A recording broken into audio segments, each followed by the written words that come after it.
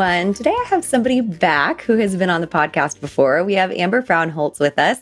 She is a nutritional therapy practitioner, restorative health practitioner, and certified parental leave coach, what I didn't even know that was a thing, who helps women feel like themselves again through personalized nutrition, functional lab testing, and sustainable lifestyle changes. This part is what I love because she has helped me in the past go through this with all of the functional lab testing and personalized nutrition and all the things.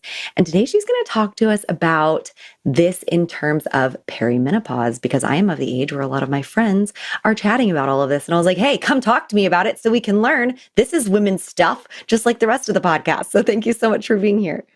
I'm so excited to be here. And this is one of my favorite topics to talk about because you and I are similar age. So we're both kind of experiencing, kind of the beginning stages of some perimenopausal symptoms. So it's a fun topic to explore. I also just feel like 40 is a kind of a weird age. Like I'm at 40 and I just taught some doulas this past weekend, hence my crazy voice. And one of the women, I always say girls. I say girls about everybody. And 60-year-old, probably I'd call her a girl. But she was just like so fun and dressed so cute. And at one point I was like, can I ask you how old you are? And she goes, well, how old do you think I am? And I said, I don't know, like 26. And she goes, I'm 28. And I was like, okay, cool. And then I thought about it and I was like, I wonder how old I look to her, but I'm not going to put her on the spot and ask, because I'm like, to me, I think I still feel 28. Like that's about how old I feel. But I'm like, I bet people look at me and go, oh, she's 40. And I remember what I thought when I looked at people who were 40 when I was 26 and they looked old. Okay, hold on. No, hold on. We are cooler than our parents. I have to say, no, seriously. Like if you think back to like when I was younger, my mom was 40, she like cut her hair really short and she wore like the most hideous clothes. Like I feel like 40-year-olds, the millennials, like we are repping. Like we're doing a good job. Like I think we look pretty good. Maybe I am delusional. I don't know. But I totally agree with you. I don't know. Did you watch Off Campus? Have you seen it yet on Amazon? Okay. Well, I'm one of those crazy millennials who got obsessed with like a young adult TV show recently. And I'm like, you should. I feel like I'm 25. Seriously. I really do. Yeah. I think I have age dysmorphia. Me too. Along with a lot of other dysmorphias, I think. Okay. So tell us, let's start off, what the heck is perimenopause and what age can women start experiencing these symptoms? Yes, of course. Do you want me to explain a little bit about what I do first, or should we save that for the end? Okay, and then we'll go into perimenopause and how I support them. No, tell us what it is, and then we'll talk about it. Because let's get the elephant in the room out. What is it? Perimenopause? Yes. Okay, so perimenopause is a period in your life. It can last anywhere between like 4 to 15 years. All women who have cycling hormones are going to go through perimenopause. And it's essentially when your ovaries start to like throw you for a loop because they are heading towards going offline, right? Like eventually when you're in menopause, they give up the goat and like your ovaries are, well, I mean, they're still kind of there, but you know what I mean? And so the first stage of that is like, it kind of starts sputtering, right? And so you initially start to lose your progesterone, which is one of the like important cycling hormones that we all have in the second half of our cycle.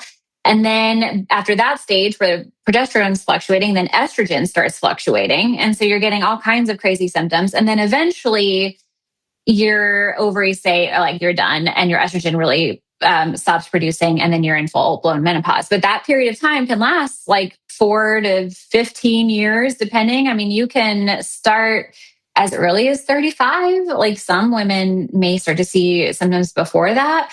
It just kind of depends. So that is what it is in a nutshell. What are your follow-up questions? Well, okay. So you know how do you see people ever want to like, I'm leaving this Facebook group and people are like, this isn't the airport. You don't have to announce your departure. That's how I feel about all these hormones. Like get in or out. We don't really need all of this crazy wacko stuff. But I think what is surprising to some people is that menopause is one day. Is that true? Like I went through menopause and it's like, that's the last day. And is that the last day you have your last period or something like that?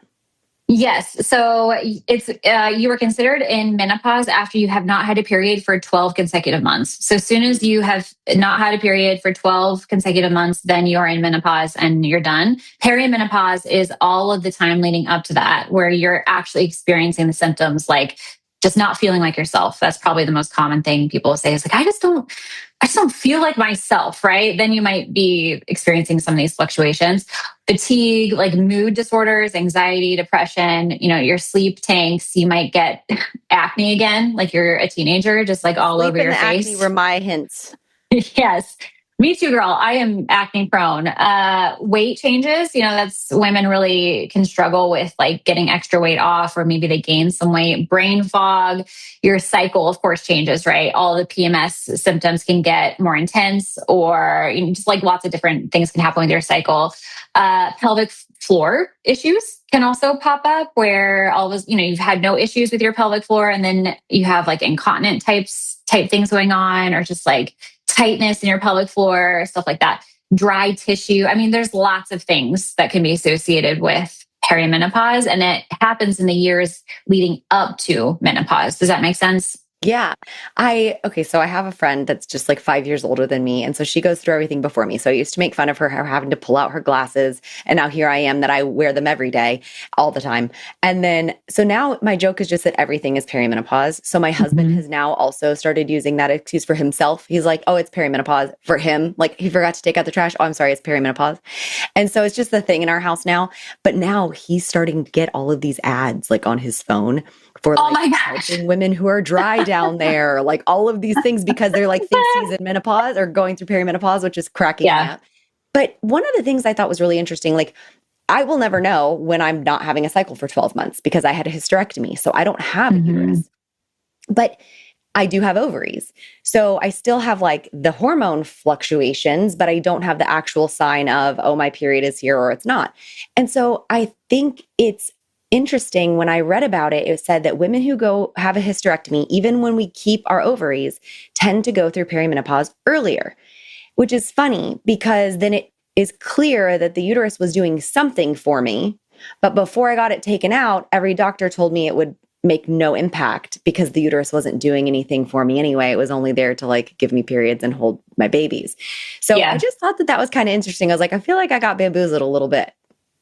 That is a little bit, that is super interesting. And I don't know what the mechanism really would be behind that, but it makes sense because ultimately, like we developed to have these hormones act in a certain way so that we can reproduce, right? And procreate. And so it does make sense that once that, major part of the function of carrying a child is gone, perhaps it does speed up the process a little bit. But other than that, I don't know if there is like a medical reason for it to speed up the whole process for you, but it is frustrating, I feel like, for someone who has had a hysterectomy who still has cycling hormones because you don't know. It's really hard to track. Yeah, you don't know what's going on.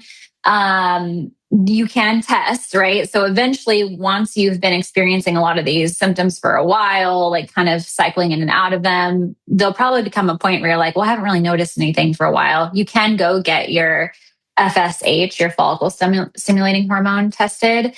And I believe if it's like super, super high, then you can be relatively confident that you're in menopause because basically, that's the hormone in the brain that tells the ovaries to produce estrogen and progesterone, right? To like kickstart ovulation. So if FSH is like really high, that means your brain is screaming, hey, produce, right? But your ovaries are like, no, I'm not going to produce anymore, right? And so doctors can look at that and have like a pretty good like guesstimation if you're in menopause or not. But there aren't really any other good indicators testing wise, I don't think. I could be wrong, but I'm glad that you mentioned testing because I had texted you or messaged you asking you like, hey, I want to get tested to see what my hormones are doing right now. And you were like, oh, well, there's actually different times that are good to do that, like a certain point in your cycle. And I'm like, well, damn, I don't know when my cycle is. Like, I don't know how to do that.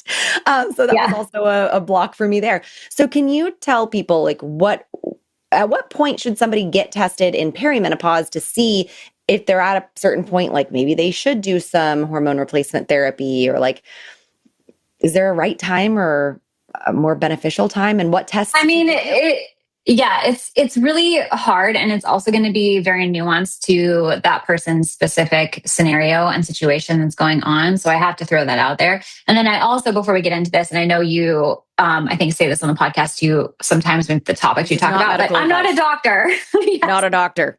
Have you ever watched Brooklyn Nine-Nine? Yeah. At the very end, there's this little doctor that comes up on the screen and goes, it's like a cartoon. He goes, not a doctor. I say that to my clients all the time. And actually, at the beginning of this episode, of every episode, there is a disclaimer that this is not perfect. I have to throw it out. I'm not a doctor. I do not treat or diagnose any illness. I blah, blah, blah, all the things. Okay. All right. But we can, this is for your education purposes only. So that's, got to throw that out there. Again, it's very nuanced. And, so at what point should I get tested? I mean, well, first off, I just have to say that hormone testing isn't all that useful in the long run. Anyways, I know it's not all that useful. Reason being, because they fluctuate so much, right? So every single day, depending on where you are in the cycle, those hormones are going to be like high or low. And then when we do a test, typically, if it's a blood test, a serum test, that's like one point in time. So it can't really give you all that much information. Now, if you are someone who's still consistently cycling, you have pretty predictable periods, then you can do some more interesting testing, things like cycle mapping, where you would like spit into a vial 13 different times through an entire month.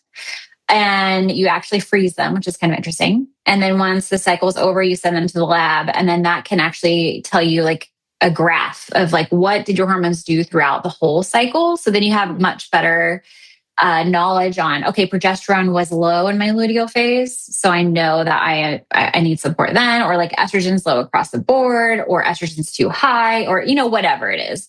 Cool. Yeah, so that can be super helpful. But kind of going back to testing in general. So testing hormones, sex hormones in particular, are like a second or third degree symptom presentation. So what do I mean by that? If they are out of balance or like something wonky is going on with your hormones, it's usually because there's something else underneath driving that issue, right? So like maybe there is blood sugar instability or inflammation in the gut, or, your liver needs, whatever it is. That is why the hormones get driven out of balance. Now, I know we're talking about perimenopause specifically, but just in general, this right? is helpful. Yeah. Yeah, just in general. And so when you go to the doctor and ask for hormone tests, they might draw your blood on a particular day. They may tell you to come in on like day 15 or something like that of your cycle, which can be helpful. And, hard for you. Yes.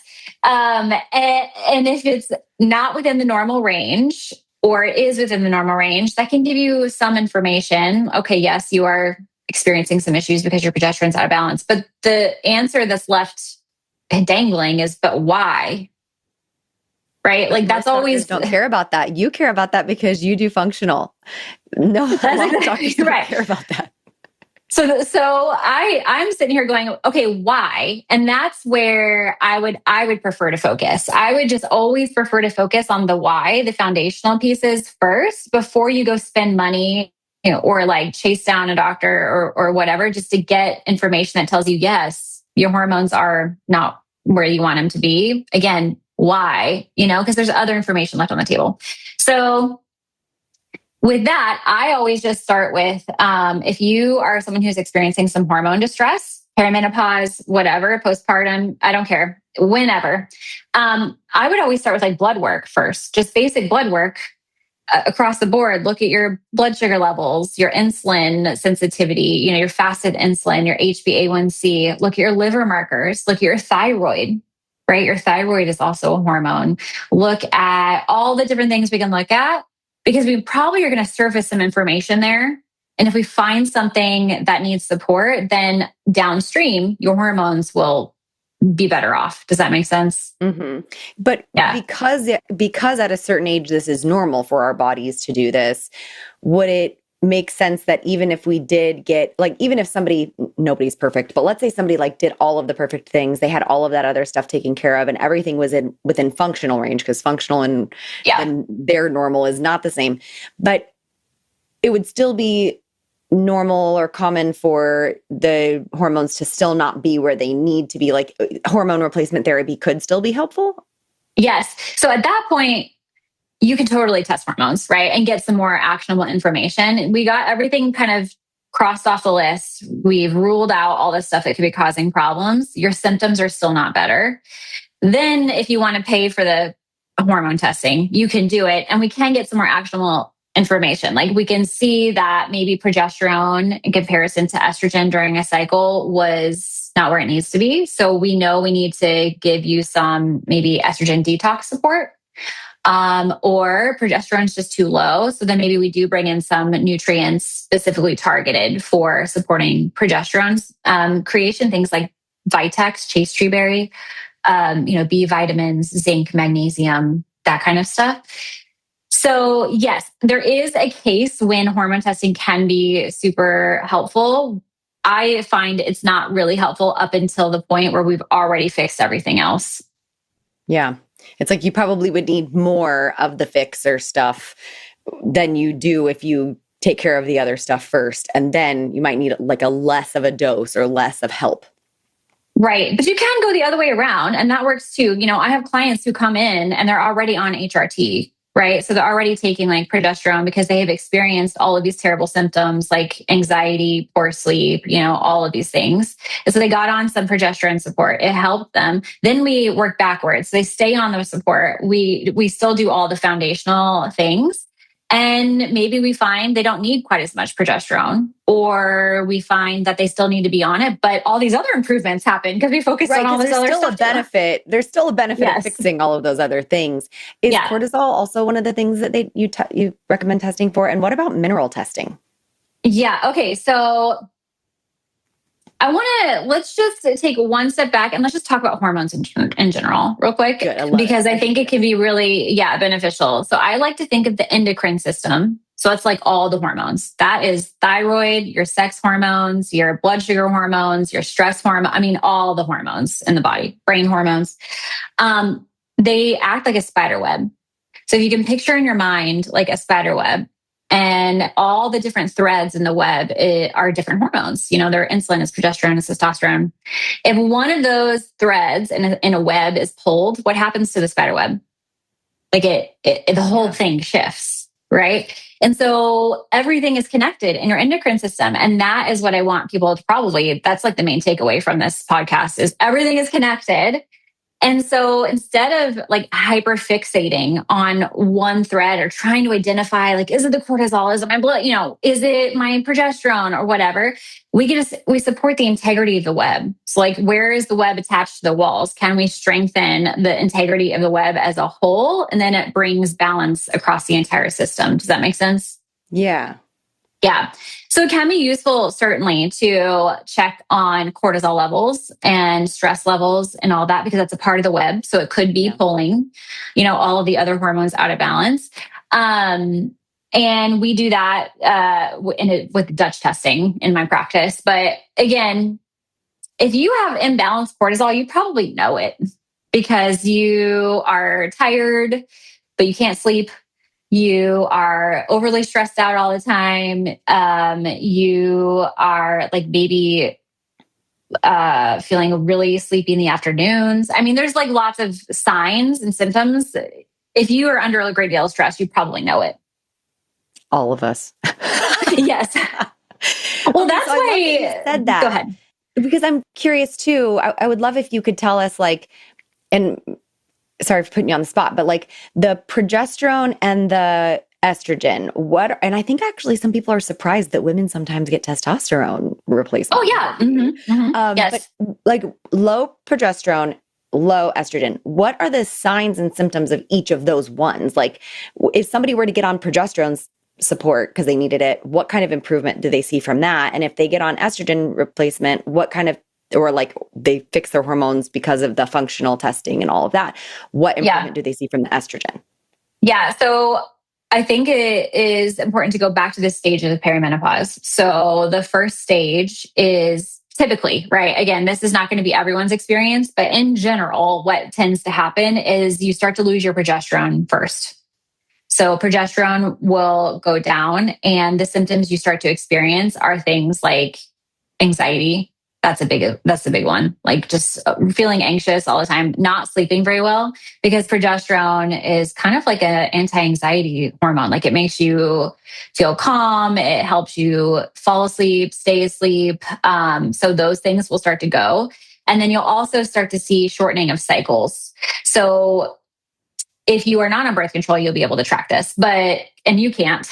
No, but this is so interesting because first of all, I'm just going to be so transparent, and you can finish in a second, but like, Yeah, I'm an open book. I don't care. Judge me. me too. Yep. I don't care. You said first anxiety, and I actually got back on anxiety medication and I hadn't been on it in a long time because it is out of control. Like I was going into fight or flight so many times a day that I was getting that wham where like your stomach is nauseous and you flush, and I would shake. Like I literally had the shakes many times a day because of that anxious response. I couldn't fall, like I could fall asleep, but I couldn't stay asleep. I was up for like hours in the middle of the night. And then my daughter does have a period. I don't. So I'll like jokingly ask her, are we on our period? Because my nipples hurt. Like they're just sore to the touch. But it used to be that when I would ask her, are we on our period? She'd be like, yep, I would get it every time. Now she's like, no, we just had it. My cycles are shortening. Like I'm getting, my boobs are sore more often than she's on her period now. So I'm like, well, now you can't even help me. Yeah, girl. Everything oh my you're saying, gosh. I'm like, oh my God, it's me. Yes. Okay. And that's a very common experience that happens to women. They go to the doctor, they go in because they're anxious and not sleeping. And the doctor's first inclination is to give them an anti-anxiety or antidepressant or whatever. They don't even question, well, maybe your progesterone's low. Like that's not even a part of the conversation because they just want to give you the anti. And I'm not saying this is bad. Again, I'm and not actually, my doctor, in her defense, I came in going, hey, I need to get back on anxiety medication. Yeah. Like, I came in because I've been on it before.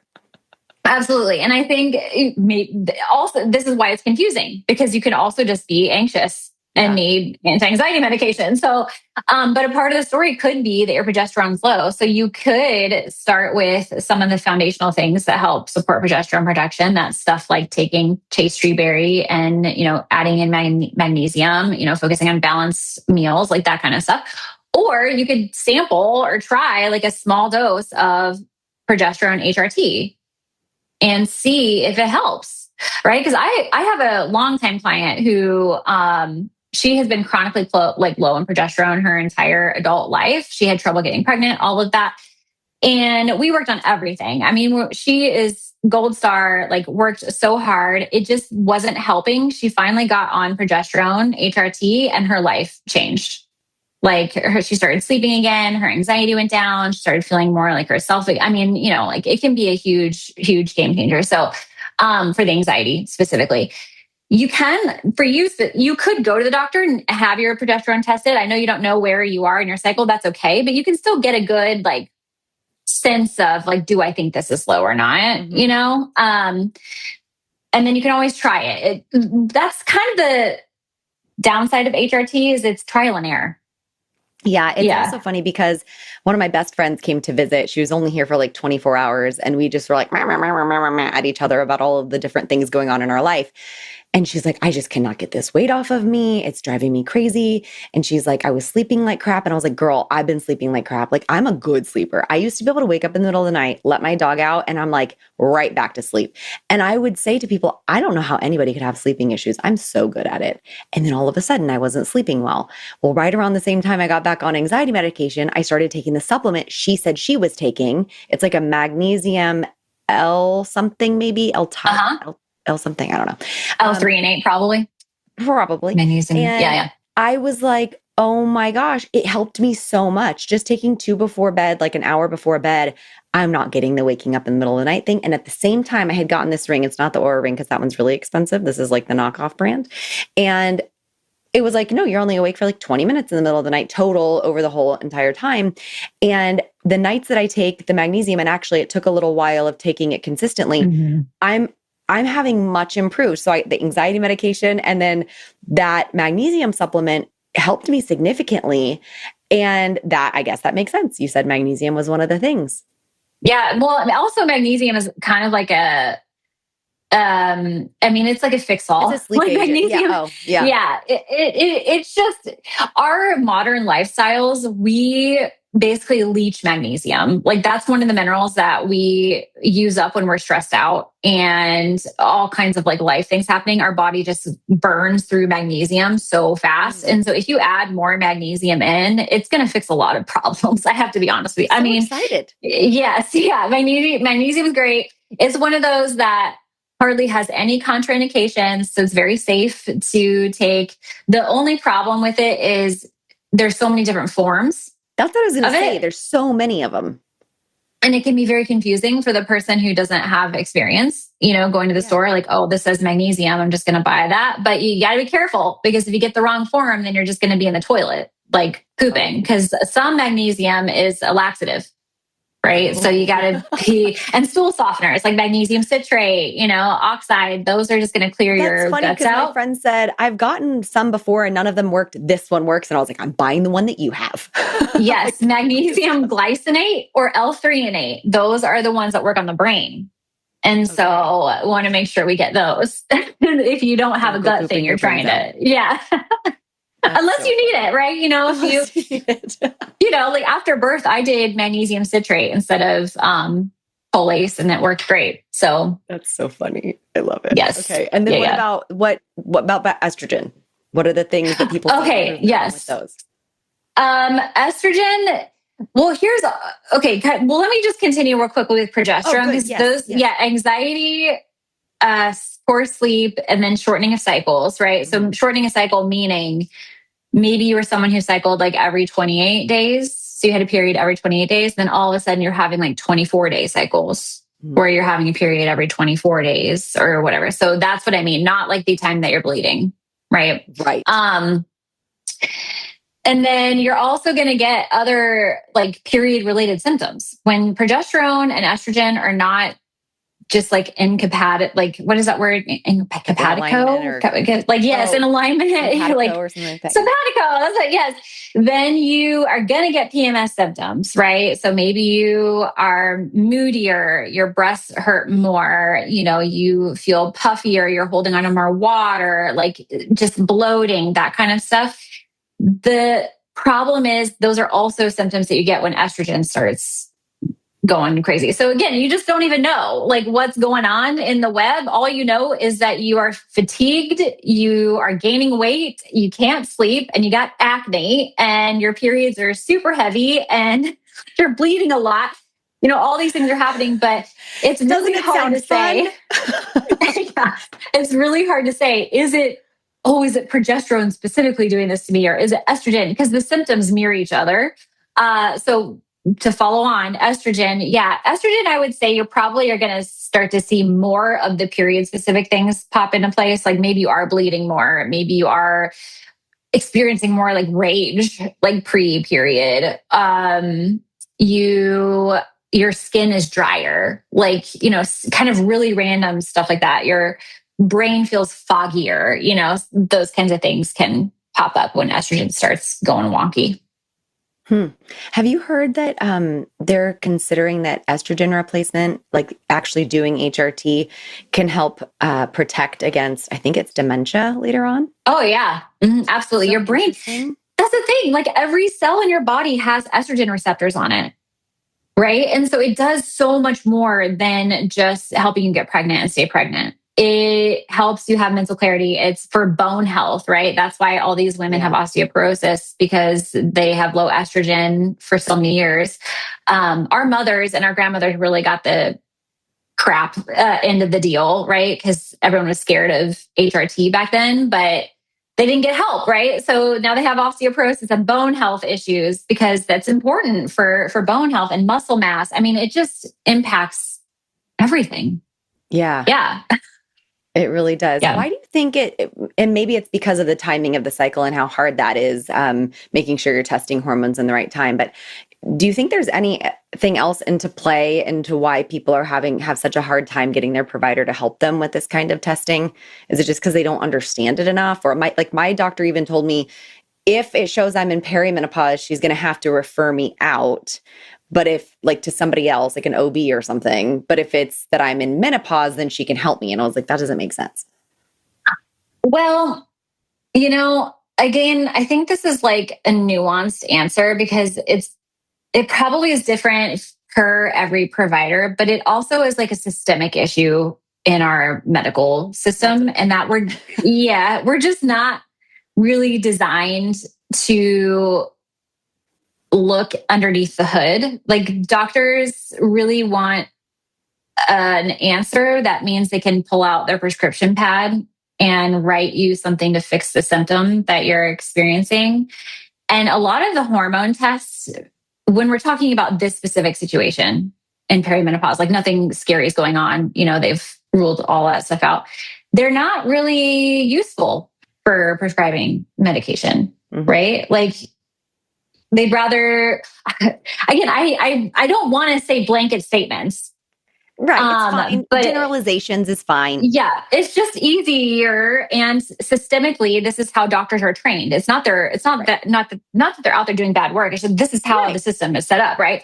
So it's easier to write a prescription for like an SSRI than dig deeper and be like, okay, well, what is actually really happening with this? What's going on in your lifestyle? Are you sleeping? When your stress level's like? What's the food that you're eating? Like there's all this information that they don't have the time or they're not getting paid to really like ask you those questions, and they aren't trained on it, So I think that that's probably why.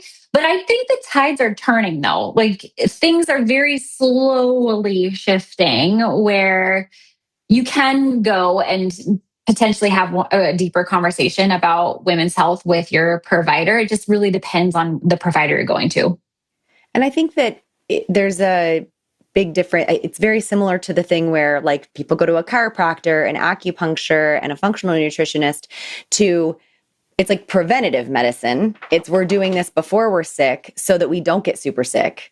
And you go to the doctor when you're sick because that's what they know how to deal with. Like that's just not how it works. They are there for when people are ill. And so if you're not ill, going to them doesn't really make sense. Then you with the functional nutrition and all of that. I touched on it earlier, but can you just give people a more concise answer than I would be able to about the difference between functional lab work, like looking at it in that way versus the way that the doctor will say, oh yeah, you're in range. Yeah, actually you used some good words just now that kind of describes it in a nutshell, which is proactive versus reactive, right? Like, so standard labs, when you go to a like primary care physician, number one, you might come in and say, I'm feeling so tired. Right. I feel so tired. My cycles are weird. I am a little bit more anxious. Like maybe I have a thyroid problem, which is a hormone, right? Part of the web. And so you ask them to do some blood work. Well, they will order like 1 or 2 markers.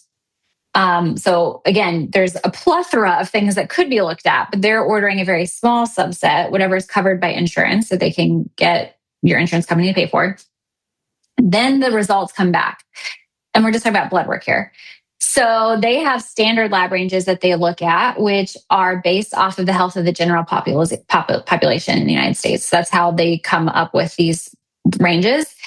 Last time I checked, we are not yes, we are not very healthy as a country in general. So they're kind of skewed in that way anyways. And then they will see, are you out of range? Wonderful. They can prescribe you some thyroid support, right? If you're low or something or high or whatever. If you're in normal range, they don't have any tools in their toolbox for that. So that's where the miss is, right? Okay, well, you're good. I'm sorry, I don't have anything to tell you. Now, if you go to a functional practitioner, we're looking at way more context. So we have more information to go off of. That's number one. And then number two, we're using functional lab ranges, which is where science actually says the human body operates at its best. Which wouldn't we all want to be compared to that? That's what we should all be on that scale. Everyone's scale should be that. Because when I got my blood work done and you looked at it, you were like, yeah, you're in their range, but this is not functional. Yes, exactly. And so that means there's room to improve, right? There's room to actually feel better. there's just nuance left on the table. So your thyroid may be standard lab range normal, but I see that it's outside of functional range. So I know that, okay, we need to maybe bring in some more selenium, some more zinc, just focus on reducing the stress levels. Like what can we do to support your thyroid from a functional, like lifestyle perspective to get you feeling better and into that optimal range? So that's the key difference. But then there's other labs that a functional practitioner might offer. Things like the GI map. You did a GI map with me. That's a stool test that tells you how well you're digesting your food, if there's inflammation. Stuff.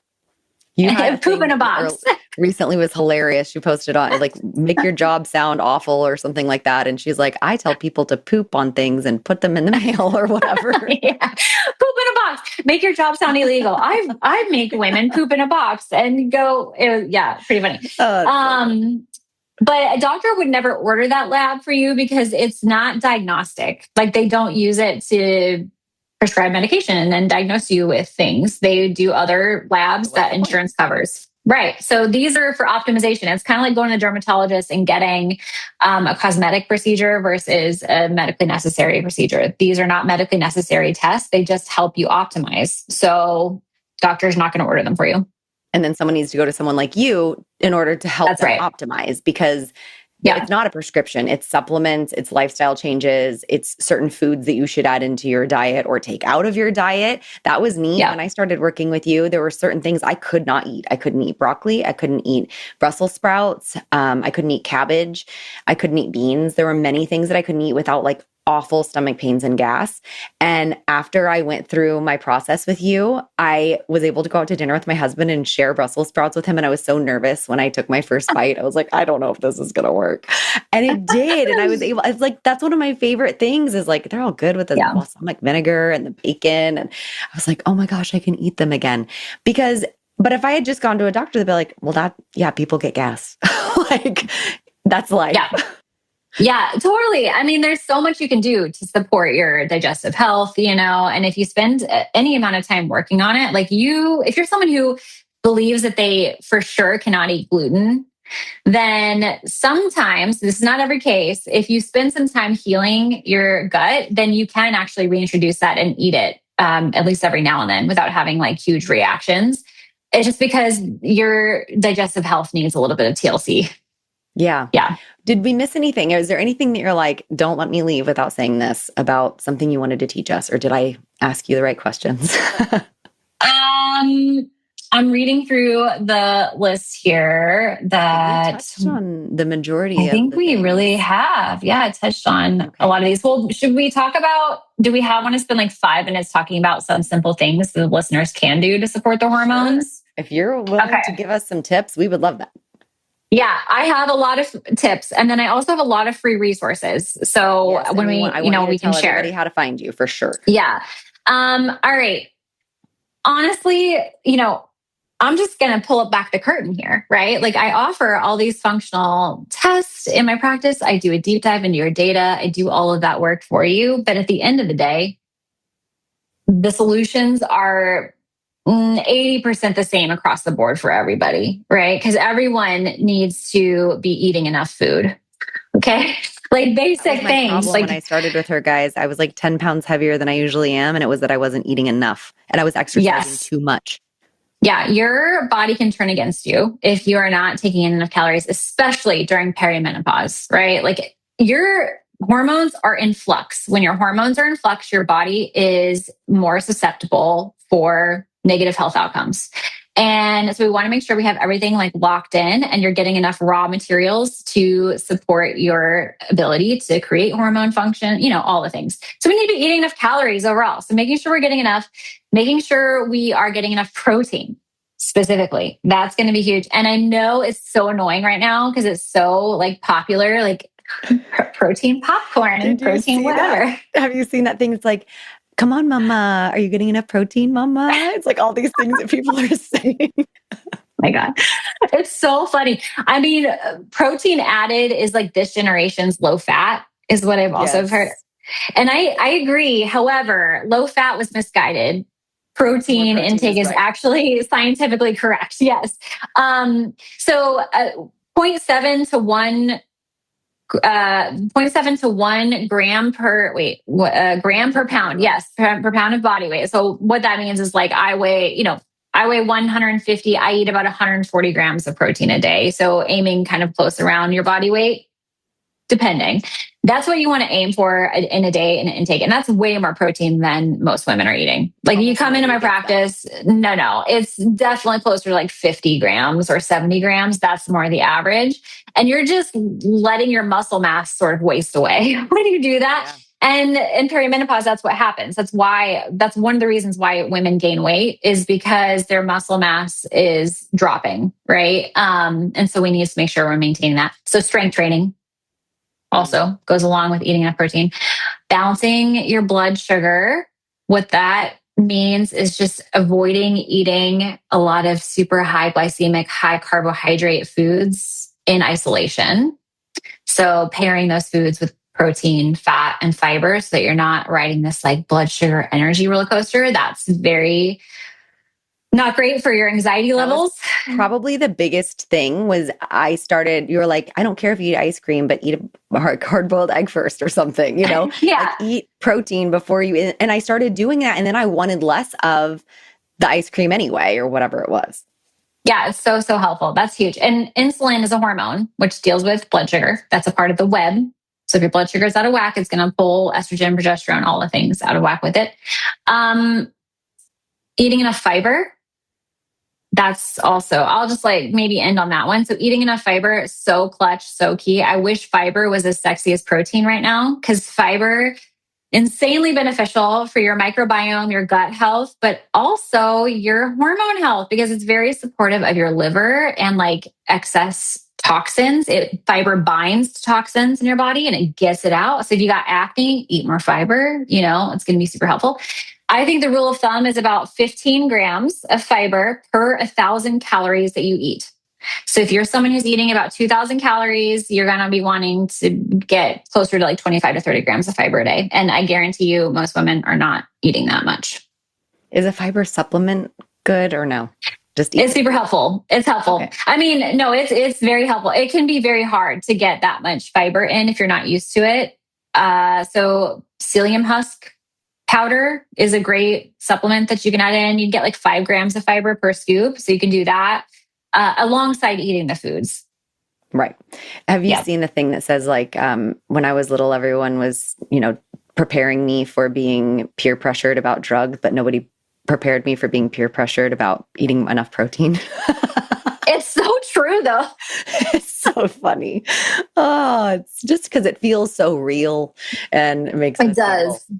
I mean, you can buy protein added anything at the store at this point. Yeah. Yeah. Our pasta is protein pasta. Yes. Yeah. Okay. So tell people how to find you. You can find me on Instagram. That's going to be my number one place. So amberdawn_wellness. But I do have a website, amberdawnwellness.com. And on my website, there are loads of free resources. There is a balanced plating guide. There's an ingredient prep guide. There's a how to get more protein in your diet guide. I mean, whatever your use case is, you're going to find a free downloadable PDF for you. I love it. And you guys, I'm serious. Just like we end up having to spend money on something to fix the problem, spending the money on the front end to work with someone like Amber to make it so that you feel better and pay less money in the long run. Yes, it's a little bit of an investment up front, but it's a long-term health benefit and how you feel is just priceless. So Thank you so much for coming and sharing your knowledge. And you always share it in such a fun and silly way and make it so Yay! Yeah. Well, thanks for having me on. Yeah. I feel like this was a good, just kind of back and forth conversation. So I loved it. Yeah. Okay. We'll talk soon. All right. See ya.